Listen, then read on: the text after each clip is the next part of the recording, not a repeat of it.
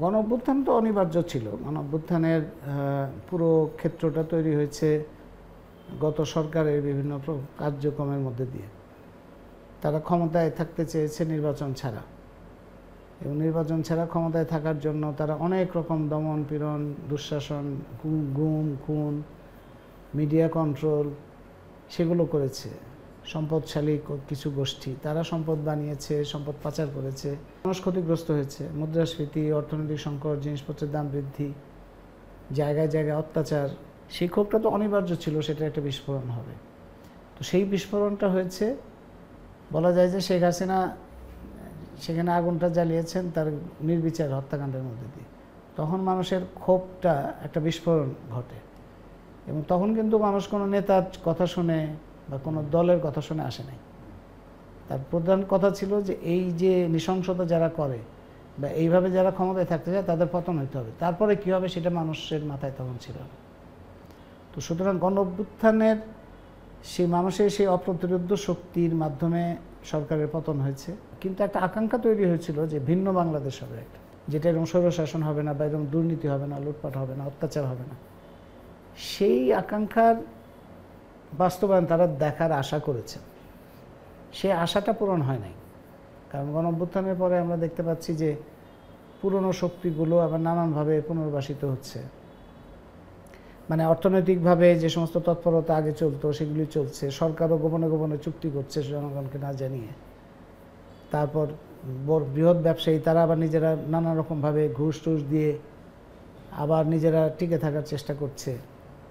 ঋণ খেলাপির পরিমাণটা বেড়েছে। এর মধ্যে মব সন্ত্রাস, এটা থামানোর জন্য সরকারের উদ্যোগ নাই।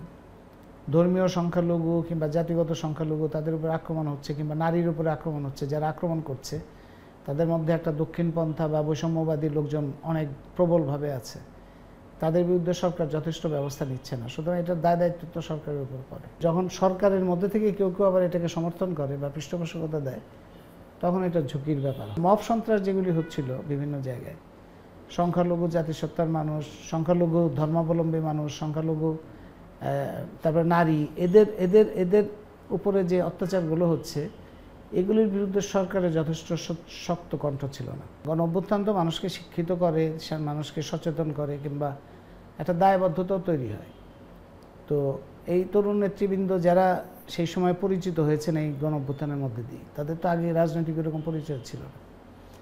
তো তাদের সেই কারণে দায়বদ্ধতাও বেশি। কিন্তু দেখা যাচ্ছে যে তাদের মধ্যে অনেকেই এই ঘটনাটা মানে এটা দুইটা জিনিস করে, যে একটা হচ্ছে যে রাজনৈতিকভাবে তারা যথেষ্ট দূরদর্শিতা কিংবা পরিপক্কতার অভাব দেখা যাচ্ছে।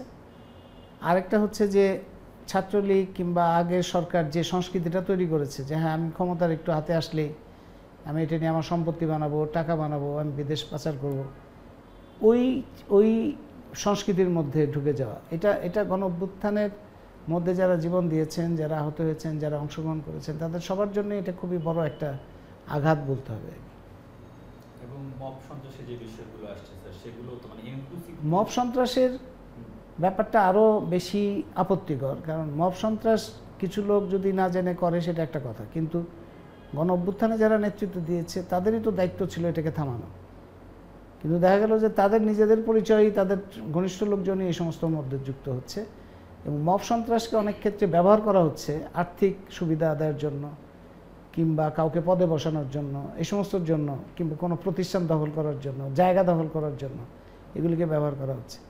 সেই জায়গাটাতে এই ছাত্র নেতৃবৃন্দ যারা গণঅভ্যুত্থানের সময় সামনের সারিতে ছিলেন, বিশেষত পরের দিকে পরিচিত হয়েছে, তাদের দায়িত্বটা তো অনেক বেশি ছিল যে, এবং তারা নিজেরা যুক্ত না থাকলেও তাদের উপর দায়িত্ব পড়বে, কারণ তারা